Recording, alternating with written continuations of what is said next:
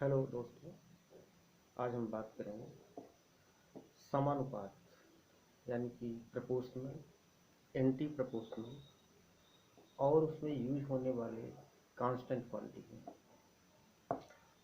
तो हम देखते हैं, बड़ा इम्पोर्टेंट टॉपिक है, इसको प्लीज़ ध्यान से आप लोग देखिएगा। तो सबसे पहले हम आपके पास एक एग्जांपल लेते हैं और फिर उसी के बेस पर हम एक्सप्लेन करेंगे कि किसी भी समानुपात को या प्रपोर्शनल को अगर मैं कन्वर्ट करूं इक्वल में, तो हम क्यों किसी कांस्टेंट क्वांटिटी से मल्टीप्लाई कर देते हैं, इसको देखेंगे। उसका सिग्निफिकेंस क्या है, इस चीज़ों पर डिस्कस करेंगे। तो लेट स्टार्ट नाउ। चलिए पहले हमारे पास एक एग्जांपल रखते हैं कि सपोज करिए कि आप मार्केट गए हो और वहां से आप पेन खरीद रहे हो। आपके पास इनिशियली जो आपके जेब में पैसा है उसको हमने एक यक्स से डिनोट कर रहा हूँ। उसको सपोज करिए, चलिए उसके आपके पास जो है 100 रुपए है, कि मनी यू हैव है, मनी यू है। आपके पास जो पैसा है आप घर से लेकर चले हुए हो वो 100 रुपए है। और ये हम दूसरा वाला जो कॉलम बनाए हुए हैं इसको हम वाई लिख रहे हैं। वाई से हम डिनोट करने जा रहे हैं कितना पैसा आपने पे किया है दुकानदार को। तो money paid to shopkeeper, shopkeeper.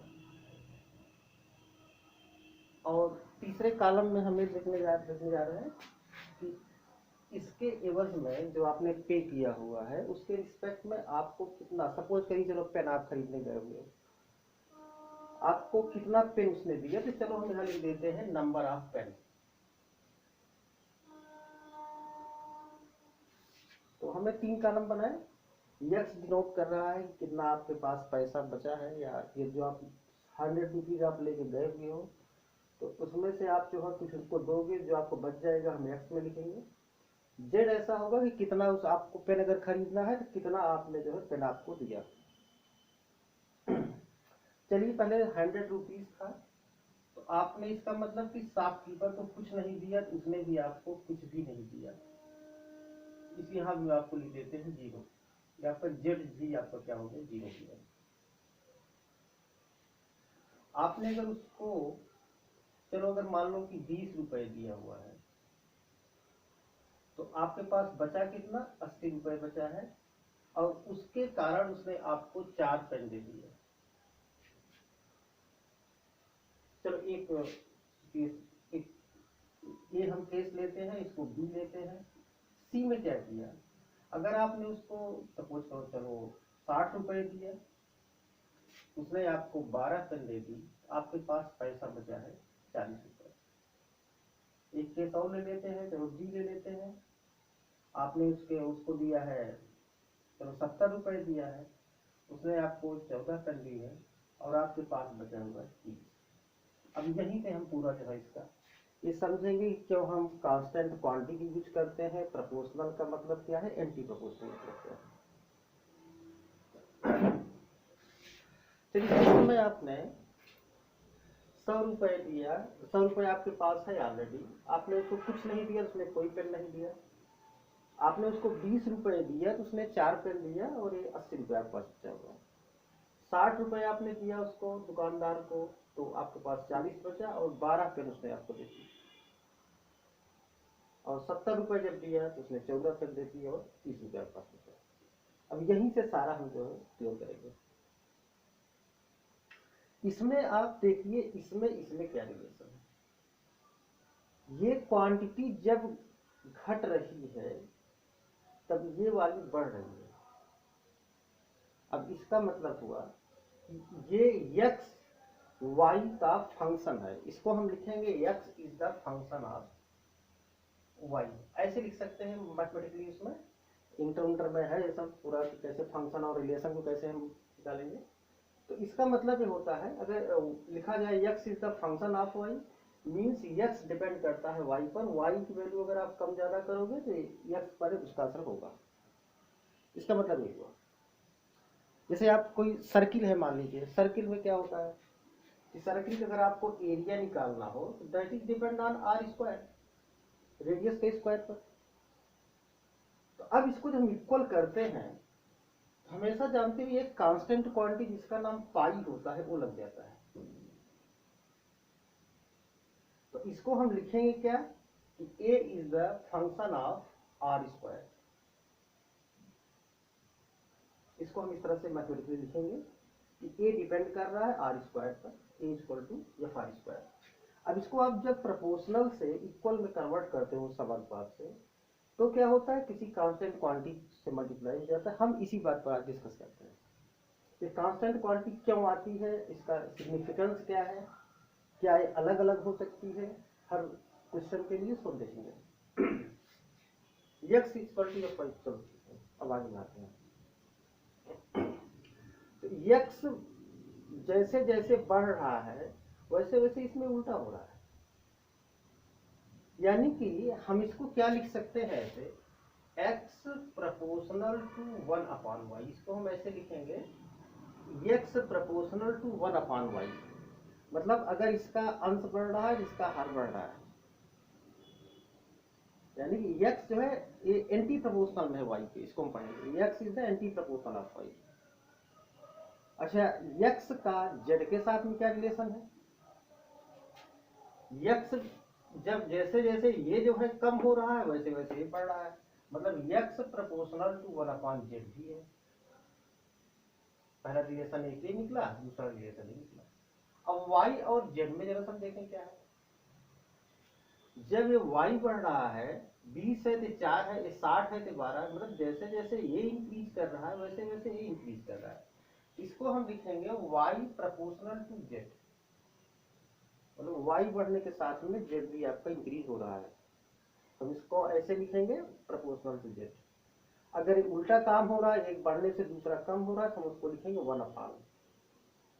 ये हमारे ख्याल क्लियर हो गया होगा। अब इसमें देखिए, ये 20 है, ये 4 है, ये 60 है, ये 12 है, 70 है, 14 है। ये अभी प्रोपोर्शनल में जा रहा है, y प्रोपोर्शनल का साइन यहाँ पर भी है, वहां यहाँ पर भी है, दोनों प्रोपोर्शनल में। मतलब अगर आपका y ये है 20 है तो 4 आ रहा है, ये इस तरह से। लेकिन अगर हम इसको किसी कांस्टेंट क्वांटिटी से मल्टीप्लाई करते हैं, कांस्टेंट क्वांटिटी क्या है इसमें, हम लिख देते हैं। अगर इसको 5 से अगर मैं मल्टीप्लाई कर दूं सबको, तो आप देखो कि बराबर हो जा रहा है। अब ये प्रोपोर्शनल नहीं रहा, अब ये भी 20 हो गया, ये भी 20 हो गया, ये 60 हो गया, ये 60 हो गया, ये 70 हो गया, ये 70 हो गया। यानी कि अगर y प्रोपोर्शनल टू z है, तो y को अगर मैं इक्वल टू z लिखना चाहता हूं तो किसी कांस्टेंट क्वांटिटी से मल्टीप्लाई करना पड़ेगा। तो वो कांस्टेंट क्वांटिटी इस केस में क्या है आपका 5 है। समझ, ये कांस्टेंट क्वांटिटी क्या है इसमें 5 है। यानी कि जो भी प्रोपोर्शनल या एंटी प्रोपोर्शनल एक क्वांटिटी अगर दूसरे के ऊपर डिपेंड कर रही है, तो उसको तो हम इस तरह से लिखेंगे। अगर एंटी प्रोपोर्शनल में ऐसे लिखेंगे, प्रोपोर्शनल में ऐसे लिखेंगे।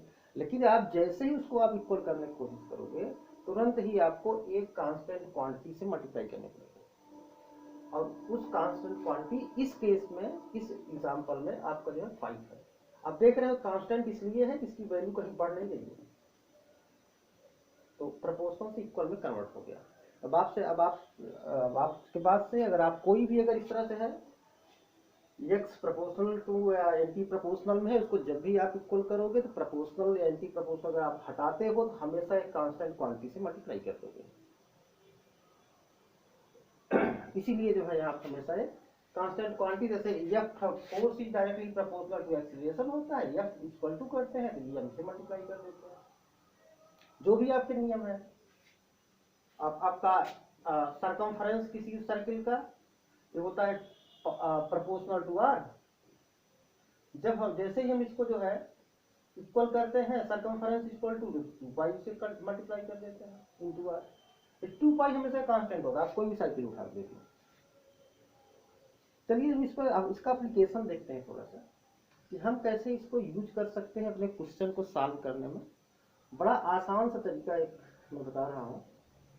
खास करके प्रपोर्शनल और एंटी प्रपोर्शनल कंपटीशन बहुत आते हैं क्वेश्चन, इसलिए बेसिक इसका आप तैयार कर लीजिए, बाद में मैं कभी जो है इसके क्वेश्चंस पर अलग से वीडियो बना दूंगा।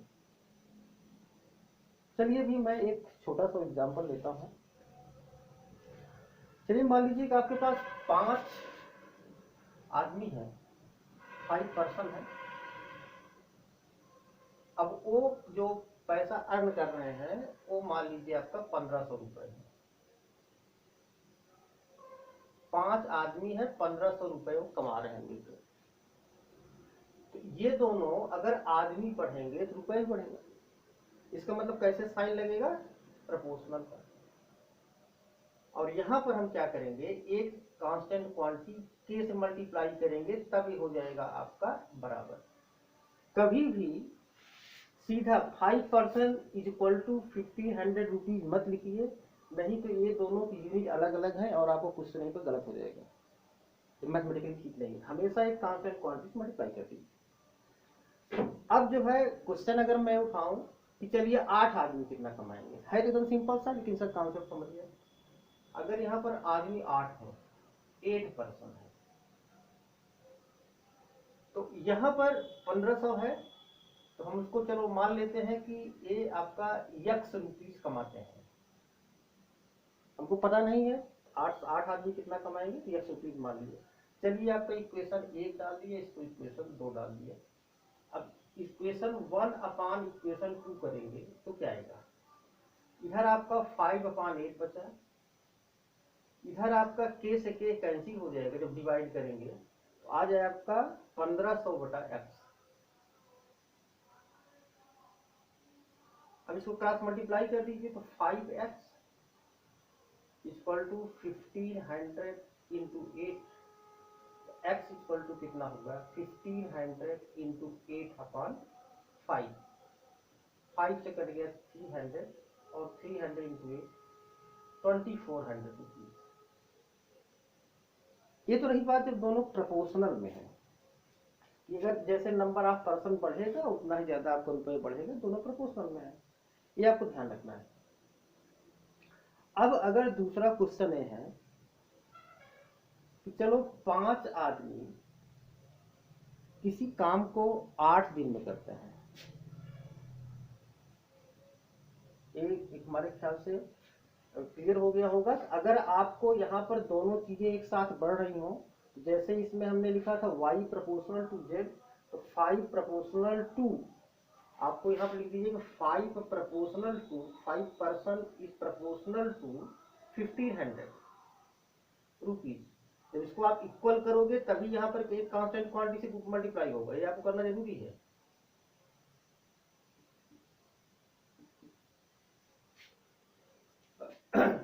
इसी तरह हमने इसको के एक्स लिख दिया, नहीं मालूम था, अब एक्स की वैल्यू हमने निकाल लिया इन दोनों इक्वेशन से। अब हम एक दूसरा क्वेश्चन उठाते हैं जिसमें एंटी प्रपोर्शनल होगा। चलो यही क्वेश्चन ऐसे ही रहता है कि अगर 5 आदमी किसी काम को 10 दिन में कर रहे हैं, 5 की आदमी है, 5 पर्सन है, या कोई और बढ़ा देते हैं, चलो 12 पर्सन है, 12 पर्सन है, ये आपका 10 दिन में कर रहे हैं प्रोपोर्शनल टू। अब 10 डेज को हम क्या किस तरह से करें, 10 लिखेंगे 1/10 लिखे, इसी में आपको देखना है कि जब नंबर ऑफ पर्सन बढ़ेंगे तो डेज कम हो जाएंगे, यानी कि दोनों में एंटी प्रोपोर्शनल है। अगर लेबर्स बढ़ रहे हैं तो समय कम लगेगा, तो इसका मतलब ये हुआ कि हम इसको सीधा ऐसे नहीं लिख सकते हैं 12 पर्सन प्रोपोर्शनल टू 10 डेज, हम इसको लिख सकते हैं 10 पर्सन प्रोपोर्शनल टू 1/10 डेज। इसी जगह पर आपको ध्यान देना है, 10 person is directly proportional to 1/10 days, मतलब एंटी प्रोपोर्शनल है। अगर डेज बढ़ रहा है तो पर्सन कम होंगे, अगर पर्सन बढ़ा रहे हो तो आपको डेज कम होंगे, यानी कि एंटी प्रोपोर्शनल है। इसीलिए हमने इसको लिख दिया 1/10। इक्वल का अगर आप साइन लगाते हो तो इक्वल टू लिखेंगे k into 1/10 days equal to 12%। अब सपोज करिए क्वेश्चन हमारा ये है कि मान लीजिए कि 4 ही आदमी हो तो कितना समय लगेगा, तो हम यहाँ लिख देंगे 4 पर्सन इक्वल टू के लिखा, यहाँ पर हमको लिखना पड़ेगा 1/x डेज अगर लगता है तो। यहाँ पर आपको ये ध्यान देना है, आपको ये पहले से दिमाग में मेकअप कर लेना है कि एक बढ़ने से दूसरी क्वांटिटी बढ़ रही घट रही है। अगर एक बढ़ने से दूसरा बढ़ रहा है तो बढ़ा, दोनों अगर बढ़ रहे हैं तो प्रपोर्शनल लगाइए डायरेक्ट, अगर एक बढ़ाने से दूसरा कम हो रहा है तो उसको 1/, कर दीजिए। अब चलिए एक आपका इक्वेशन ये बन गया, एक ए और एक दूसरा ए।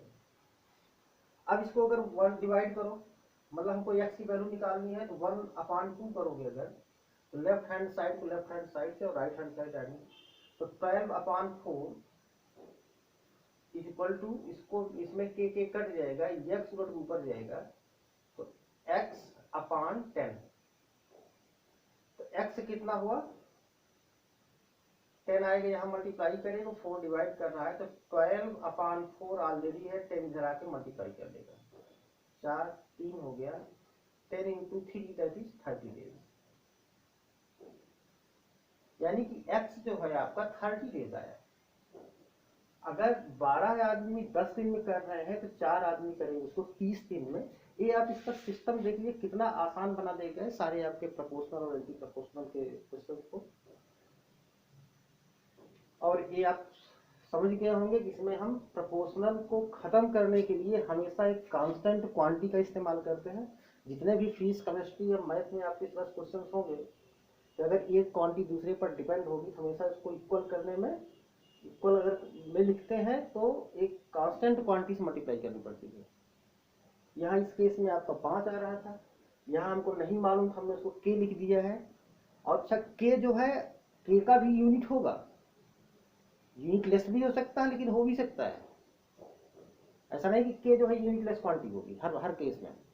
अब यहाँ पर जो यूनिटलेस आई 5 आया लेकिन सब में नहीं होगा, उसका कुछ ना कुछ यूनिट निकलेगा। जैसे F बराबर G/m2/r² कर लिखते हैं यूनिवर्सल ग्रेविटेशन कांस्टेंट में, इसकी यूनिट होगी। इसमें G equal to G constant है, G इक्वल टू क्या हो गया Fr²/m1m2। ये आपका न्यूटन हो गया, ये हो गया आपका मीटर²/किलोग्राम²। तो ये इसमें इस केस में भी जो है कांस्टेंट है, कांस्टेंट की कोई यूनिट नहीं, बाकी तो होगा। तो अब हम लोग अभी आगे जब पढ़ेंगे तो कभी मैं इसका एक कोई 2-4 क्वेश्चन जो है जो बड़े बड़े जो आते रहते हैं अक्सर कंपटीशन में, उस पर हम इस पर बात कर लेंगे। अभी आप इस पर अपना वर्कआउट शुरू करो। ठीक है, थैंक यू।